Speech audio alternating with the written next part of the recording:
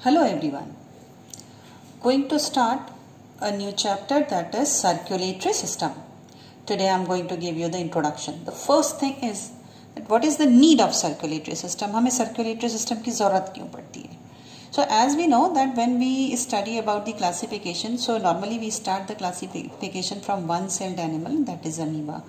इसके एक सेल में यहाँ पे इसको जो भी डाइजेशन करना है वो डाइजेस्टिव कंटेंट को अपने साइटोप्लाज्म में बड़े आसानी से एक ही सेल से इस तरीके से डिफ्यूज कर सकता है। धीरे धीरे इवोल्यूशन हुआ, इसको हम लोग लिख लेते हैं अमीबा, AMOEBA।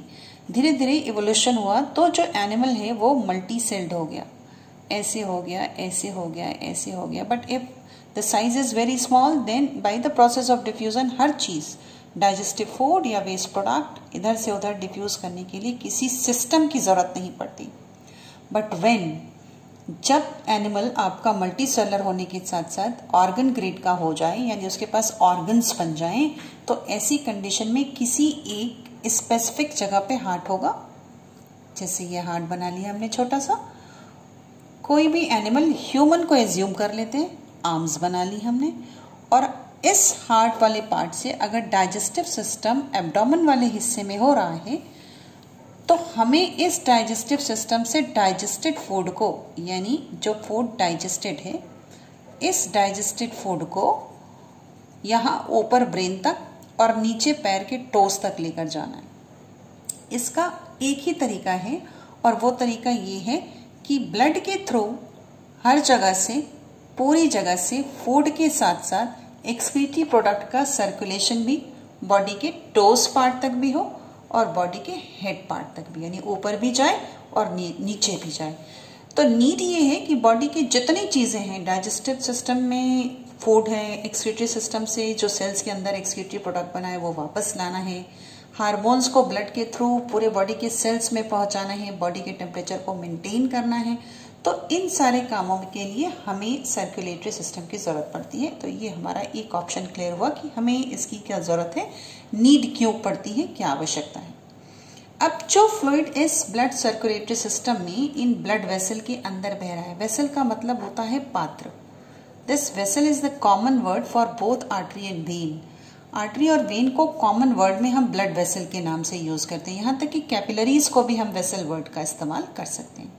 तो इसके अंदर एक फ्लूइड चल रहा है, उस फ्लूइड को जब प्लाज्मा कहिए, ब्लड कहिए, ब्लड है अगर ब्लड की बात कर रहे हैं, तो उस बेसिस पे बॉडी के अंदर कितने तरीके के फ्लूइड पाए जाते हैं उसे हम कवर करते हैं। क्योंकि एक फ्लूइड है जो यहाँ सेल्स के बाहर है और एक फ्लूइड यहाँ देखिए अमीबा में यहाँ सेल के अंदर है। तो इस कॉन्सेप्ट के बेसिस पे कि कौन सा फ्लूइड सेल के बाहर है और कौन सा फ्लूइड सेल के अंदर है, हमने बॉडी के फ्लूइड को दो पार्ट में डिवाइड किया। So types of body fluid is the next point. First one is extra. Extra मतलब बाहर की तरफ, सेल्यूलर, जो सेल के बाहर पाया जाए। फ्लूइड शॉर्ट फॉर्म में हम ऐसे लिखते हैं ECF. Why I have written in a short form? Because at so many places in the books only this term is to be written.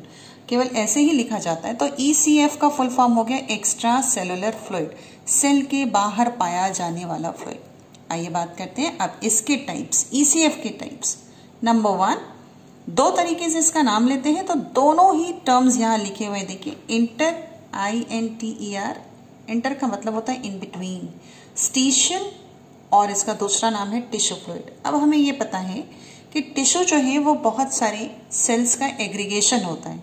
तो कंसीडर करिए कि हमने एक सेल ये बनाया है, एक सेल हमने ये बना लिया, दूसरा सेल हमने ये बना लिया, तीसरा सेल हमने ये बना लिया, और इन सेल्स के बीच में अगर हम इस सेल के अंदर की बात करें तो यहाँ पे साइटोप्लाज्म होगा, ऐसे लिख लेते हैं, साइटोप्लाज्म कह लें या प्रोटोप्लाज्म कह लें। लेकिन इन सेल्स के बाहर कुछ जो यहाँ से डिफ्यूज होके आया, ठीक, लेकिन जो सेल्स के बाहर, यानी ये जो फ्लूइड है जो सेल्स के बाहर लगा हुआ है, इसके लिए हम लोग इस्तेमाल करते हैं दैट इज टिश्यू फ्लूइड या इंटरस्टिशियल फ्लूइड। नेक्स्ट आई है ब्लड प्लाज्मा। अब यहाँ हमने लिखा है ब्लड प्लाज्मा। फोकस करें इस वर्ड पे कि इस वर्ड को स्पेशली लिख के नहीं छोड़ा, हमने लिखा प्लाज्मा, क्योंकि प्लाज्मा मीडियम है, माध्यम है, जिसमें ब्लड के सेल्स एम्बेडेड रहते हैं। तो क्योंकि हम फ्लूइड की बात कर रहे हैं इसलिए करेक्ट वर्ड हम लिखेंगे blood plasma. Blood is a type of tissue, compound tissue जिसमें सेल्स भी पाए जाते हैं। यहाँ पर हमने उन सेल्स को एक्सक्लूड किया हुआ है, यानी वो सेल्स हमने यहाँ नहीं लिया, हम यहाँ फ्लूइड की बात कर रहे हैं, वो है ब्लड का प्लाज्मा। एक ऐसा फ्लूइड जो ब्लड कैपिलरी के अंदर बहता है, जैसे ऐसे आर्टरी एंड वेन, या फिर वही हम वेसल लिख के काम चला लेते हैं, आर्टरी, वेन या कैपिलरीज। अब ये जो प्लाज्मा पार्ट है, ये जो फ्लूइड पार्ट है, इसके पास वो सारे काम हैं जो ब्लड का फ्लूइड पार्ट करता है, यानी फूड को कंडक्ट करेगा, ये हार्मोन को कंडक्ट करेगा, और ये आपका एक्सक्रीटरी प्रोडक्ट को सेल से किडनी और आगे एक्सक्रीट आउट करने के लिए, यानी यूरिन बनाने के लिए किडनी तक लेकर जाएगा। अब आप देखें, ये जो आर्टरी है, कंसीडर करिए ये जो वेसल है ये आर्टरी है, लिख लेते हैं, कलर चेंज कर लेते हैं, आपको ज्यादा क्लियर होगा।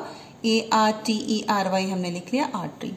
अगर ये आर्टरी है तो इसकी जो वॉल है वो ऐसे थिक होगी, और वॉल सेल्स की बनी होगी, सेल्स की बनी होगी माने ऐसे ऐसे ऐसे और ऐसे, ऐसे ऐसे ऐसे और ऐसे।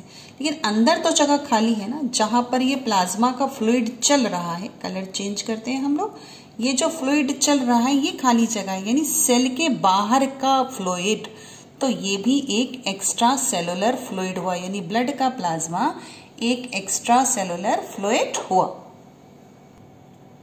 अब नेक्स्ट है लिम्फ। लिम्फ के लिए हमारी बॉडी के अंदर, ह्यूमन बॉडी के अंदर एक सेपरेट लिम्फेटिक सिस्टम पाया जाता है, बीच बीच में उसमें नोड्स होती हैं, और ये लिम्फेटिक सिस्टम एक तरफ से टिश्यू में ओपन होता है और दूसरी तरफ जाकर के वेन्स में खुल जाता है। यानी अगर हम इसको वेन कंसीडर करें, ये वेन कंसीडर करें, और ये लिम्फ इधर से ओपन हो तो ये आगे जाकर के हमारे वेनस सिस्टम में खुल जाता है, ठीक है।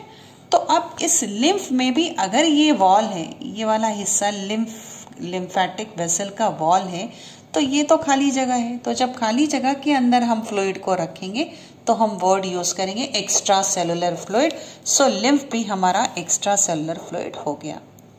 अब उसी एक्स्ट्रा सेलुलर फ्लूइड यानी सेल के बाहर पाया जाने वाला नॉन सर्कुलेटिंग फ्लूइड, जो सर्कुलेट नहीं करता, अभी तक जितने पढ़ रहे थे हम लोग वो सब सर्कुलेटिंग फ्लूइड थे। आइए देखते हैं, दो लॉन्ग बोन्स के बीच में, एक बोन ये बनाई, एक बोन ये बनाई, ऐसे बना लिया, और एक बोन ये बनाई, दो लॉन्ग बोन्स के बीच में एक कैप्सूल पाया जाता है।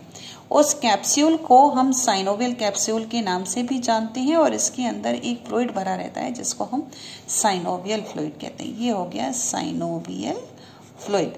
तो ये जो फ्लूइड है वो नॉन सर्कुलेटिंग फ्लूइड है, लेकिन एक्स्ट्रा सेलुलर है, सेल के अंदर नहीं, सेल के बाहर की तरफ एक कुशन की जैसा स्ट्रक्चर बना रहा है।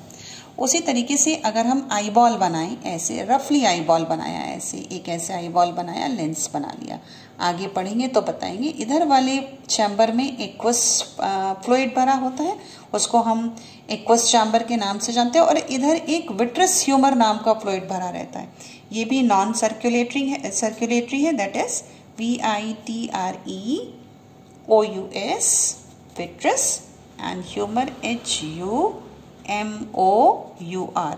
सो ये भी नॉन सर्कुलेटरी फ्लूइड है, लेकिन ये एक्स्ट्रा सेलुलर फ्लूइड है, यानी सेल्स के बाहर सारे जितने भी लेयर्स आँख के होते हैं उसके बाहर पाया जाने वाला फ्लूइड। अब बात करते हैं इंट्रा सेलुलर फ्लूइड की, शॉर्ट फॉर्म में लिखेंगे ICF। ये intra cellular fluid simple thing, हर सेल के अंदर पाया जाने वाला जो फ्लूइड है उसके लिए हम वर्ड यूज करते हैं इंट्रा सेलुलर फ्लूइड। नेक्स्ट है, जिस फ्लूइड की बात कर रहे हैं उसको सर्कुलेट करने के लिए हमारे पास कितने तरीके के सिस्टम होते हैं। So again we have two types of circulatory system. जरा वर्ड्स पे गौर करेंगे, टाइप्स ऑफ ब्लड वस्कुलर। ये वस्कुलर वर्ड जो है हम लोगों ने प्लांट में भी पढ़ा है। वस्कुलर का मतलब होता है एक सिस्टम का एक ऐसा हिस्सा, एक ऐसा पार्ट, एक ऐसा सिस्टम जो आने जाने के लिए यानी फ्लूइड को ले जाने और ले आने के लिए काम करता हो। प्लांट में इसमें हम जाइलम और फ्लोएम पढ़ते हैं, लेकिन यहाँ हम सर्कुलेटरी सिस्टम में यहाँ ब्लड वेसल्स, हार्ट और बाकी कैपिलरीज वगैरह का स्ट्रक्चर पढ़ेंगे। अभी टॉपिक क्या है, types of blood vascular system, यानी ये कितने तरीके से काम करता है। हमारे जितने इन्वर्टिब्रेट्स हैं एक्सेप्ट एनिलिडा, एनिलिडा को छोड़कर बाकी सब में ओपन सर्कुलेटरी सिस्टम होता है। ओपन सर्कुलेटरी सिस्टम का मतलब फिर वही हुआ कि एक रफली हार्ट बना लेते हैं। ये ऐसे हार्ट बनाया हमने। हार्ट बनाने के बाद ये हमने आर्टरी बना ली। हमेशा हार्ट से आर्टरी निकल करके ब्लड को ऑर्गन्स तक लेकर जाती है, तो ये हम पहुंचा रहे हैं। हार्ट के लिए यहाँ पर हम सिंपली H लिख लेते हैं और एरो इधर लगाया है तो हम इसको ARTERY कर लेते हैं, आर्टरी। लेकिन ये आर्टरी आगे जाके कैपिलरी बनाने के बजाय सीधे सिस्टम में ओपन हो जा रही है, बॉडी में ब्लड को ओपन कर दे रही है। उसके बाद वापस ये ब्लड में जब सारे ऑर्गन डिप हो जा रहे हैं तो वापस ये ब्लड हार्ट में ऐसे चला जा रहा है, लेकिन कहीं से कोई कनेक्टिविटी नहीं है, क्लोज्ड नहीं है। यानी ब्लड अगर ऐसे चलेगा तो वो जा करके बॉडी कैविटी में ओपन हो जाएगा। इसको हम लोग हीमोसिलोम के नाम से भी जानते हैं इसको। यानी यहाँ पे जो ऑर्गन्स हैं, या ये कह लीजिए कि जो साइनस पड़ा हुआ है, जो जगह है, वहाँ पर ब्लड ओपन हो जाता है। एग्जाम्पल अगर आपसे एग्जाम में पूछा जाए, so the well known example written in every book is arthropoda.